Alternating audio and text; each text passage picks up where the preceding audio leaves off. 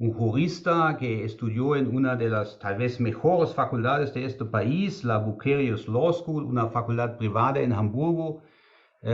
También trabajó en temas de investigación, temas de ciencia, pero después se decidió meterse a la política, ¿no? Para ponerlo así, tomó su decisión. Tal vez va a volver a la universidad o va a volver a la vida de los juristas en un momento, pero en este momento se encuentra en la política en una posición importante porque es también en temas de la política criminal, de la política legal en Alemania por su partido, que es el Partido Liberal. Como ustedes saben, el Partido Liberal es un partido muy tradicional. En este momento es parte de un gobierno de tres partidos.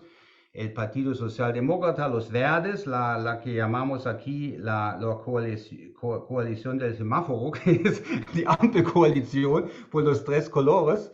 Y el señor Kuhle aquí tiene una posición importantísima en el Parlamento como parte de la fracción del Partido Liberal. Él va a dar un input, él va a dar tal vez hablar 20, 25 minutos, también va a hablar sobre su currículum un poco y después ustedes pueden hacer preguntas. Muchísimas gracias, señor Kuhle, por su presencia y palabra. Bueno, muchísimas gracias, profesor ambos.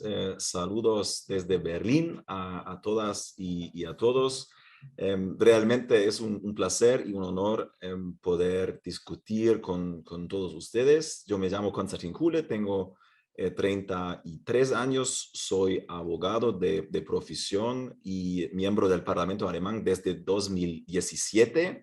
En el último periodo del Parlamento, nuestro partido se ha encontrado o se encontró en la oposición, no fuimos parte del gobierno. Desde la última elección, desde el 2021, nosotros como Partido Liberal somos parte del gobierno, así que el ministro de Justicia de Alemania, Marco Buschmann, también es parte o es miembro de nuestro partido y mi función, mi cargo en nuestro grupo parlamentario es establecer una relación entre el poder ejecutivo, entre los ministerios y el grupo parlamentario y ayudar a que los ministros, especialmente en el ámbito de la política legal y la política interior, o sea, temas como seguridad, migración, administración, derecho penal, todos estos temas encuentren mayorías en el Parlamento. Esa es mi posición, ese es mi deber en el Parlamento. Yo le agradezco mucho al profesor Ambos, que es profesor de Derecho Penal en mi circunscripción de Göttingen. Y yo empiezo a llegar a conocer el Centro de Estudios de Derecho Penal y Procesal Penal Latinoamericano, un nombre muy complicado, pero que me parece una institución muy importante, muy interesante. Y bueno, realmente es un placer llegar a conocer ustedes y esta institución. El objetivo de nuestra discusión es que yo les dé una pequeña introducción a lo que son las cuestiones de proyectos legislativos con enfoque en derecho penal del nuevo gobierno que tenemos en Alemania desde hace un año. Claro que no puedo mencionar todos los proyectos que existen en el campo del derecho penal, pero voy a intentar darles una idea a lo que son las ideas principales que tiene el nuevo gobierno. Les voy a decir, les voy a contar que acá en el Parlamento alemán tenemos un servicio espectacular, que es el servicio de traducción, o sea que uno puede escribir un discurso o una charla científica en alemán y después es traducido en español. Así que yo voy a tratar de hablar así libremente, pero voy a leer un poco lo que me han anotado acá.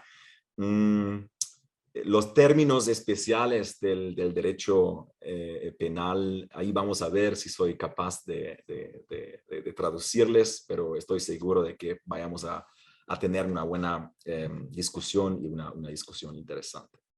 Bueno, como ustedes saben, el derecho penal debe ser y solo puede ser, desde mi punto de vista, la última ratio, la última medida del Estado de Derecho. Y tomando en cuenta este principio, yo voy a tratar de darles dos tesis principales.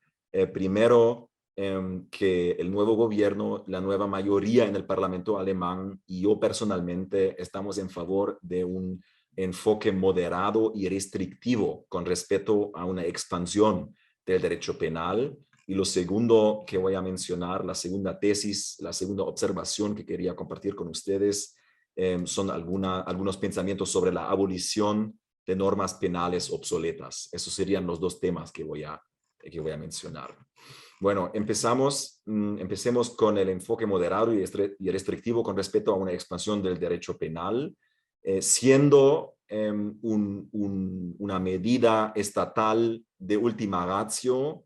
Está claro que el Estado, que el legislador no puede cambiar el derecho penal cada semana. Sin embargo, en el último periodo del Congreso alemán, del Parlamento alemán, ha habido 19 modificaciones del Código Penal. La mayoría de ellas aumentaron la cantidad de penalización en el Código Penal alemán, y esto me parece demasiado. Nosotros como nuevo gobierno nos fijamos como objetivo la modernización sistemática del derecho penal, incluyendo en este proceso la disolución de contradicciones de valores, una nueva redacción o, en su caso, eliminación de tipos penales históricamente obsoletos, sin perder de vista en todo este proceso en ningún momento la facilidad del uso. Esto es nuestro objetivo, y este objetivo realmente es lo contrario de lo que hemos visto en los últimos años en cuanto tuvimos 19 modificaciones del Código Penal durante 4 años, que simplemente es demasiado y que llega y que nos lleva a una situación en la cual el Poder Judicial ni siquiera puede seguir lo que está cambiando el legislador.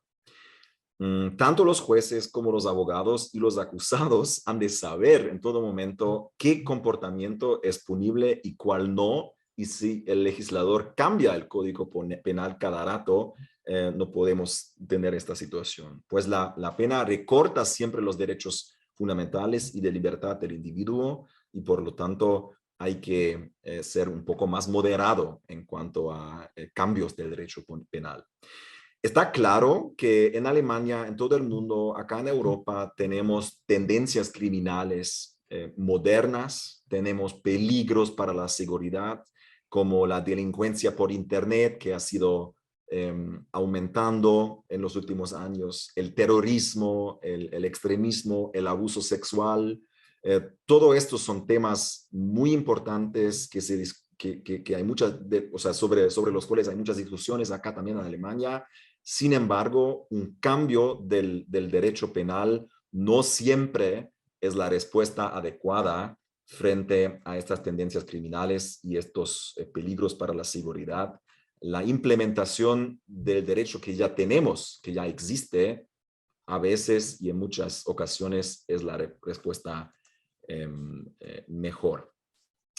Una política como la acabo de describir también significa que las normas penales existentes deben evaluarse antes de endurecerlas. En Alemania, cambiar el código penal es un asunto del gobierno federal, o sea, más bien dicho, es un asunto del Parlamento federal. La aplicación del código penal, en cambio, es en la gran mayoría la competencia del Poder Judicial de los estados federales, de los Länder. Hay algunos delitos, hay algunos temas, el terrorismo, unos delitos muy, muy graves en los cuales hay un Poder Judicial a nivel federal también, pero la mayoría de lo que está pasando cada día en Alemania en el ámbito del derecho penal pasa a nivel de los estados federales y pasa y es el derecho aplicado por jueces a nivel estatal realmente. El Estado no ha cambiado el derecho, o no ha cambiado el derecho, no ha cambiado el Código Penal. Eso es hecho por el nivel federal. O sea que acá hay una contradicción. Y esto significa, esta situación significa y nos lleva a una situación en la cual que tenemos un déficit de evaluación en la política de derecho penal. En los últimos años, solo para darles un ejemplo, les voy a dar un ejemplo práctico. Los legisladores en el nivel federal han aumentado las penas por violencia contra funcionarios públicos como los policías, por ejemplo. Ha habido una reforma en los últimos años. En este momento no hay ninguna estadística nacional sobre si esta reforma redujo la violencia contra los funcionarios. Ni siquiera hay estadísticas a nivel nacional sobre si el Poder Judicial, a nivel de los Lenda, de los estados federales, ha impuesto penas más altas debido al cambio del Código Penal. O sea que no sabemos lo que ha causado esta reforma. Sin embargo, algunas fuerzas políticas ya están pidiendo el próximo endurecimiento de la ley penal. Y esto nos demuestra que para algunos el derecho penal es un muy simple instrumento político y en mi opinión no debería ser así. ¿Por qué es un instrumento político tan atractivo para los políticos? Porque no cuesta nada. Porque cambiar un código penal a nivel federal no cuesta tantos impuestos que costaría aumentar el número de jueces o de policías a nivel estatal. Y eso creo que tiene algo que ver con esta tendencia de cambiar cada rato al Código Penal. Yo creo que esto no corresponde a la función de la última ratio que deberíamos atribuir al derecho penal. Por lo tanto, como una respuesta a esta tendencia, yo pienso que los hechos jurídicos, las decisiones de los jueces han de ser grabados de forma sistemática y transmitidos a prácticas bases de datos. El legislador ha de saber qué consecuencias tiene su actuación en la realidad. Por eso, nosotros como gobierno, como mayoría del Parlamento, queremos mejorar la catalogación de delitos y nosotros abogamos porque se recojan y cataloguen datos y estadísticas relevantes. Queremos mejorar con los estados federales el valor informativo de las estadísticas criminales y de las estadísticas de la Administración de Justicia Penal de forma general y duradera. Yo creo que los datos y las estadísticas son una base excelente para algo que se viene practicando demasiado poco: evaluación legislativa. Para ello, es necesario que los datos sean recogidos y la calidad de los mismos tenga un nivel suficiente. Un punto muy esencial que va en una dirección similar y es de gran interés para la ciencia es el siguiente. Las resoluciones judiciales deben quedar generalmente disponibles de forma anonimizada en una base de datos de lectura automática. Con ello, prestaremos un servicio a la ciencia y a la práctica, pues la investigación en el campo de las ciencias jurídicas sigue basándose hoy día, lamentablemente, en la actualidad, en bases de datos de acceso exclusivo o en costosos accesos a plataformas que no todas las universidades o instituciones de investigación pueden permitirse. La utilización real de la capacidad del Poder Judicial, y esto es otro punto que quería mencionar, también es una materia que es importante para nosotros. Una y otra vez surge la queja sobre la llamada saturación de la justicia. Laboriosos procesos penales, olas de jubilación y preocupaciones sobre la nueva cobertura de las plazas vacantes llevan especialmente a la justicia penal a sus límites de carga.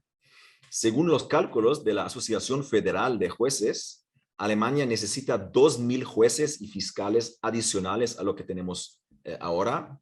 Recientemente tuvieron que ser puestos en libertad acá en Berlín unos acusados ingresados en prisión preventiva en 50 casos porque habían cumplido ya un año desde ser detenido.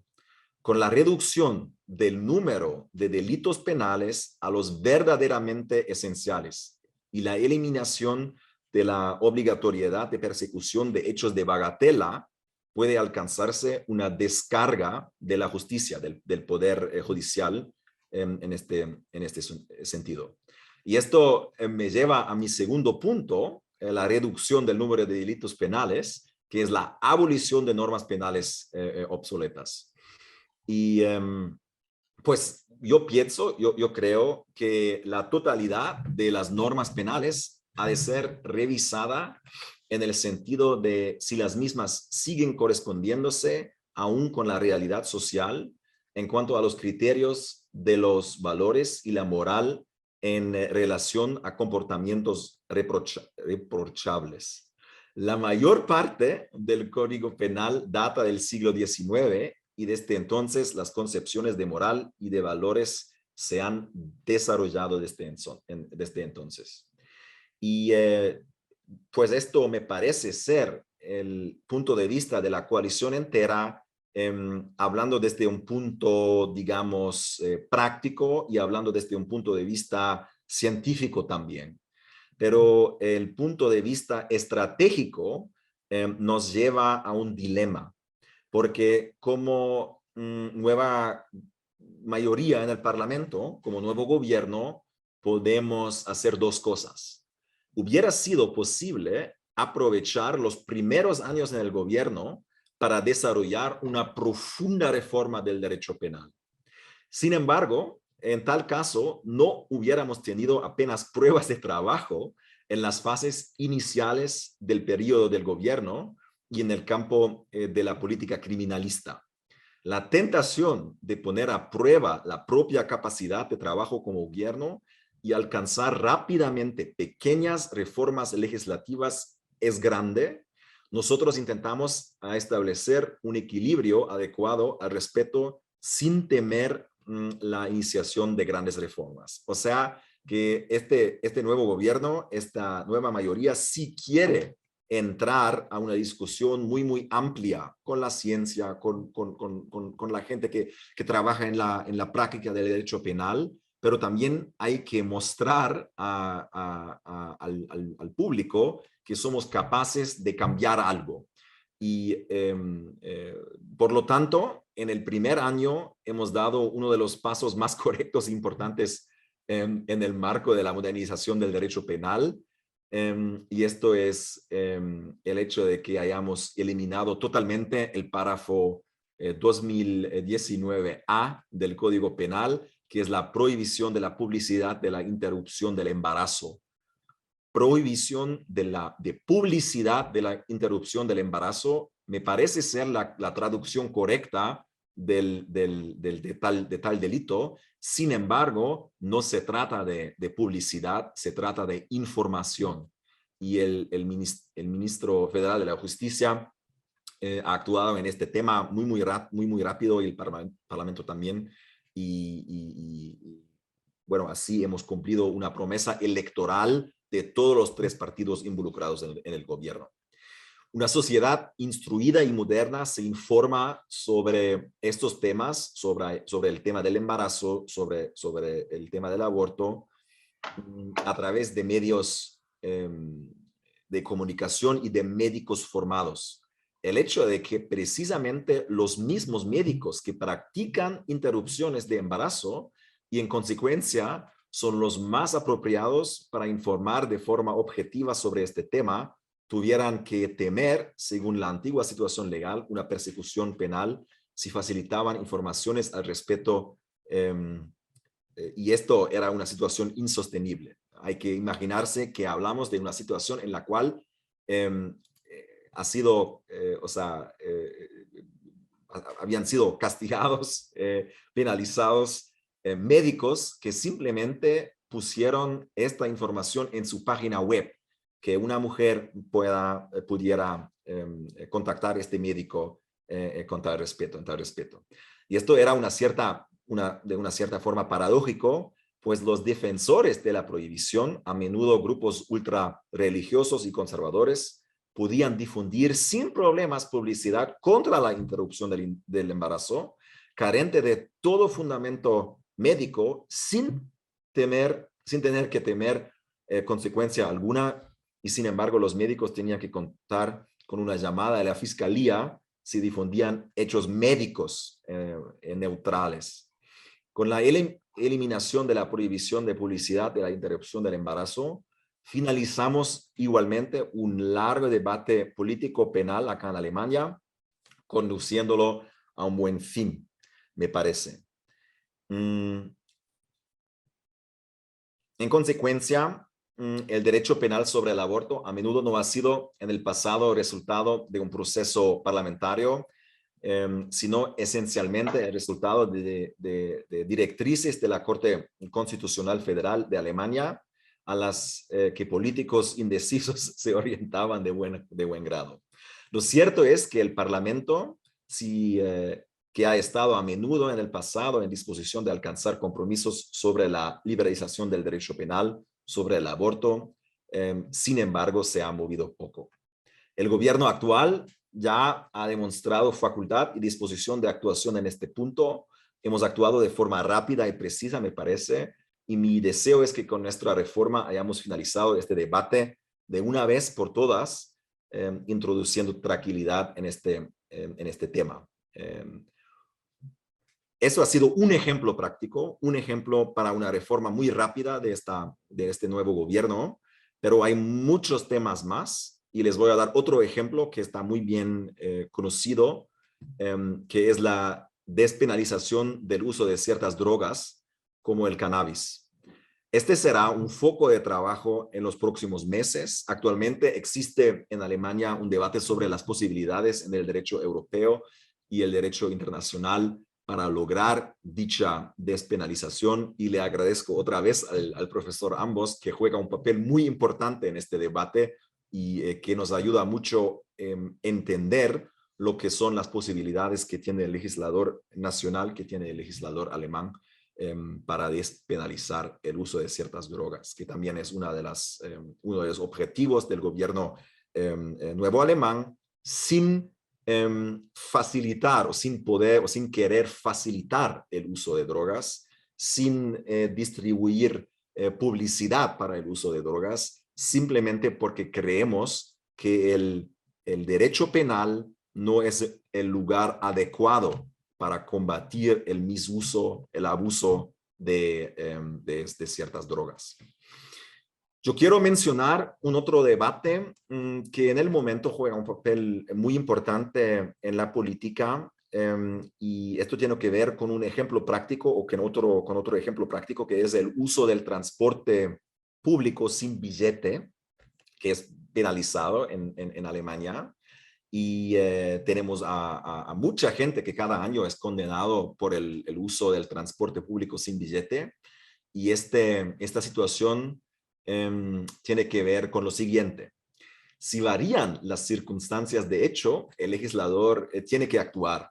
La cifra de personas que por motivo del impago de una multa impuesta contra ellas han de cumplir una pena privativa de libertad sustatoria ha seguido creciendo en las últimas 2 décadas. Claro que no todas las personas que tienen que cumplir una pena privativa de libertad sustatoria son condenados por el uso del transporte público sin billete, pero sí existe este grupo de personas y este grupo ha crecido en los últimos años. Y esto significa que por un delito realmente no tan grave, hay personas que solo porque no pagan su multa llevan algún tiempo en la cárcel, y esto llega a una situación esto nos lleva a una situación muy difícil. Son limitadas las posibilidades de resocialización en el cumplimiento de estas penas privativas de libertad sustatoria porque simplemente utilizar un transporte público sin billete no es una descripción, digamos, no nos lleva a una situación en la cual es necesaria, tal vez, una resocialización. Nosotros queremos, por lo tanto, reformar sustancialmente el derecho sancionador. Adicionalmente, tendrá lugar, así lo espero yo, una reforma del derecho penal regulador de las penas privativas de libertad sustatoria. Actualmente planeamos modificar el baremo de conversión de las multas en penas privativas de libertad sustatorias regulado en el párrafo 43 del Código Penal, de tal forma que en el futuro, en lugar de una unidad diaria, sean 2 las que correspondan a un día de pena privativa de libertad sustatoria. Yo entiendo perfectamente que esto no es una gran reforma y esto tampoco ayuda a todas las personas afectadas de este problema, pero ayuda en muchos casos. También entiendo que si uno tiene dudas dogmáticas frente a la pena privativa de libertad sustatoria en sí, esto tampoco es una solución que va a satisfacer la discusión. Sin embargo, es una solución política que ayuda en muchas consideraciones que tenemos. Con ello, o sea, la reducción del baremo de conversión de las multas en penas privativas de libertad sustatoria, de tal forma que en el futuro, en lugar de una unidad diaria, sean 2 las que correspondan, se reducirá a la mitad de cifra de días de la pena privativa de libertad sustatoria a aplicar en lugar de la multa, lo que además puede facilitar a la persona condenada evitar totalmente la ejecución de dicha pena. En mis conversaciones con los profesionales actuantes en la materia suelo oír a menudo una frase: no puede sobreestimarse el significado de la parte de los efectos legales para el ejercicio procesal penal. Pues la cuestión de cuál es el tipo penal concreto con motivo de cuál un denunciado es condenado suele carecer para de relevancia, y mucho más determinantes son el tipo y la duración de la pena. Así que esto es un tema muy importante para nosotros y espero que podamos seguir con esta reforma. Espero que con mis 3 pequeños ejemplos prácticos que les haya dado una pequeña introducción a las discusiones que tenemos por el momento en Alemania. Espero haber podido exponer algunas líneas actuales del desarrollo que tenemos en Alemania en la política penal y haber podido mostrar a dónde queremos llegar nosotros como nuevo gobierno y nueva mayoría en el Parlamento. Muchas gracias por su atención